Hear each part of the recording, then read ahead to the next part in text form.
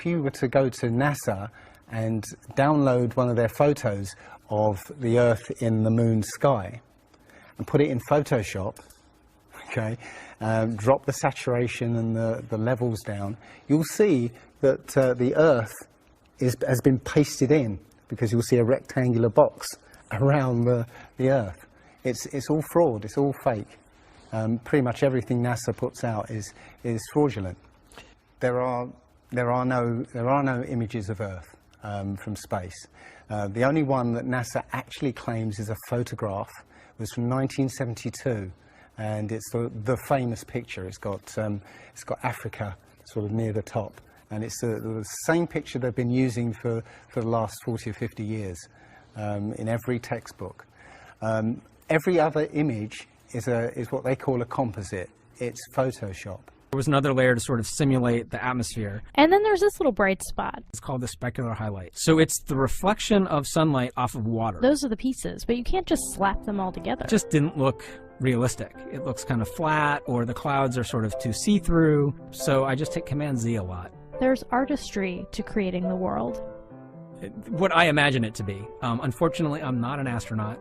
I've never been to space. But I've looked at these images over and over again, trying to sort of get the essence of it.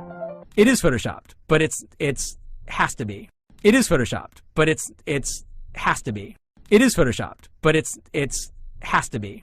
It is photoshopped, but it's has to be. And many of us have been looking at these images of Earth, including the one they call the Big Blue Marble, which was released in 2002, I think.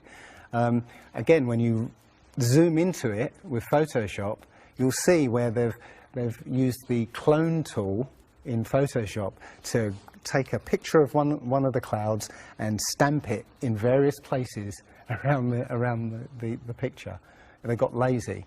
In another image, they've even photoshopped the word sex in the clouds, which is a subliminal tool they use to get people to sort of relate to something. They literally, you can look at this and you can find it on NASA's website.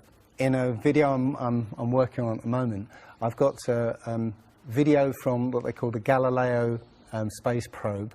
As it left Earth, it took a series of shots of Earth, apparently, and you see that over the course of 25 hours, the clouds never move.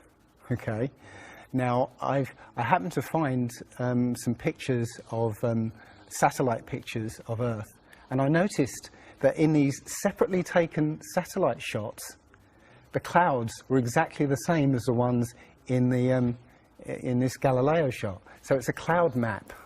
It would be very simple indeed to just silence everybody, you know, put an end to this topic once and for all, turn the Hubble round and show us Earth in real time, zooming in onto a place so that we can see what's happening at that place, and we know that there is something up there looking down on us from space. But they will not do it. They can't do it. It doesn't exist.